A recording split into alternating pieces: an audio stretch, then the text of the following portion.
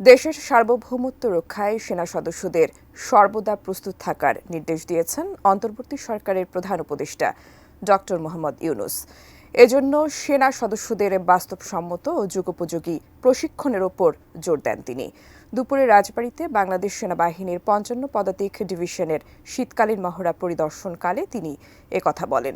প্রধান উপদেষ্টা রাজবাড়ীর সামরিক প্রশিক্ষণ এলাকায় অনুশীলন বজ্রাঘাত ২০২৪-২৫-এ প্রধান অতিথি হিসেবে যোগ দিতে গেলে তাকে অভ্যর্থনা জানান তিন বাহিনীর প্রধান। প্রায় আধা ঘণ্টা ব্যাপী আক্রমণ অনুশীলন সফলভাবে প্রদর্শন করেন সেনা সদস্যরা, যেখানে অত্যাধুনিক ট্যাঙ্ক, এপিসি, গোলন্দাজ বাহিনীর কামান, সমরাস্ত্রে সজ্জিত হয়ে কমান্ডোরা অংশ নেন।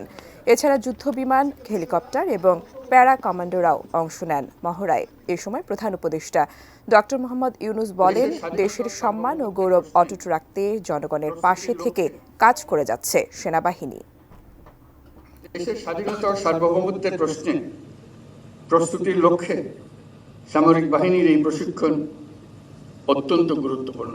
আজকের এই মহড়ায় বাংলাদেশ সেনাবাহিনীর প্রদর্শিত দক্ষতা অত্যন্ত প্রশংসনীয়। এই মহড়া দেখে আমিও সেনাবাহিনী, বিমান বাহিনীর সক্ষমতা সম্পর্কে আরো আত্মবিশ্বাসী হয়েছি। ভবিষ্যতে সশস্ত্র বাহিনীর এই সক্ষমতা আরো আধুনিকায়নের জন্য আমরা কাজ করে যাব।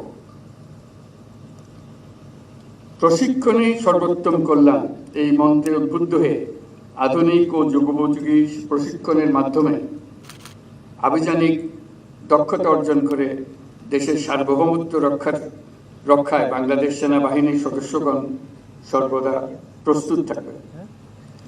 সেই লক্ষ্যে সেনা সদস্যদের প্রশিক্ষণ হতে হবে বাস্তবসম্মত। আমি নিশ্চিত বাংলাদেশ সেনাবাহিনীর প্রশিক্ষণের এই লক্ষ্যকে সামনে রেখেই এগিয়ে চলেছে।